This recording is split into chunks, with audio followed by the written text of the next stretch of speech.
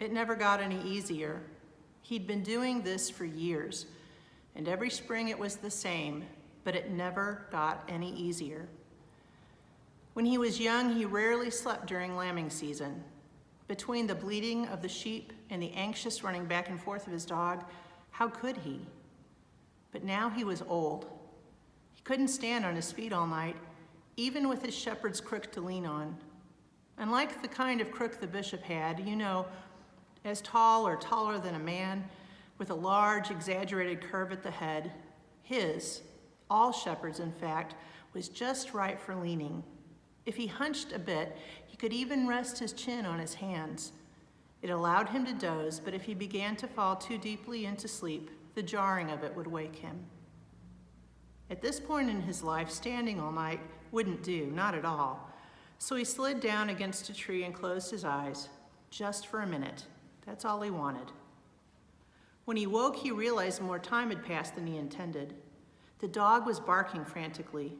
He hauled his tired bones from the cold, damp ground and went over to where the dog was. It was a lamb, taking its first wobbly steps. It seemed disoriented. Its mother hadn't cleaned it up. It was a mess. It was cold. Most of all, it was clearly hungry, but it had nowhere to turn. It tried approaching the nearest ewe, but she wouldn't have any of it. It wasn't her baby. Everyone knows how heartless a ewe can be when she knows a lamb is a stranger to her. It doesn't matter how little or helpless it is. She kept butting it away with her head. One blow was so hard that the poor thing was knocked to the ground. If he didn't take care of matters soon, this lamb wouldn't make it. Meanwhile, the dog was gone. It had barked and barked to alert him about the orphaned lamb, but now she disappeared. The shepherd picked up the lamb and cradled him in his arms. The little fellow nuzzled him as if hoping he could be his mother. The shepherd headed off to find where the dog had gone. When he found her, the dog was sitting next to a sheep who was down on the ground, her legs folded under her. Before he even got close, the shepherd understood the mournful sound she was making.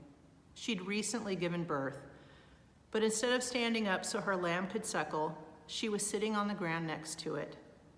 It was clear that she'd tried to clean it up, but when it didn't stand or even lift its head, she'd given up. She collapsed in a heap next to it, taking that mournful kind of bleating only a despondent ewe could make. What could he do? He knew, of course. He knew what shepherds the world over had known since humans began keeping sheep, and it worked every time. But that didn't make it easier. With the help of the dog, he put some distance between the ewe and her stillborn lamb.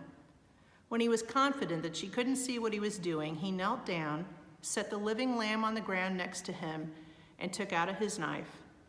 He unfolded it with a heavy heart. This really didn't get any easier, but it was the only way. Some people called it grafting. He called it a burden. Grafting a branch from one fruit tree onto another was a whole other ball of wax. Even though he'd had many sheep in the course of his life, and even though he thought of them as livestock and not pets, he still had a tender heart when it came to the lambs. The living lamb was getting stronger by the minute, and keeping him nearby was going to get harder. So he worked fast. He reached for the dead lamb and lifted its head. With a stroke of the knife, he quickly slit its throat. As the blood came out, he began spreading it all over the orphan. When he was satisfied that the scent of the dead lamb would disguise the orphan, he picked up the lamb, carried it over to the despondent mother. He set it in front of her. At first, she seemed not even to notice, but then she started to wake up from her stupor. She sniffed at the lamb in front of her. Sure enough, she struggled to her feet. As she did, the lamb knew what to do. He wobbled around to her back flank and under her belly. He lifted his head, and he began to feed. No, thought the shepherd, this grafting, a baby to its foster mother through the blood of her own lamb, never gets any easier.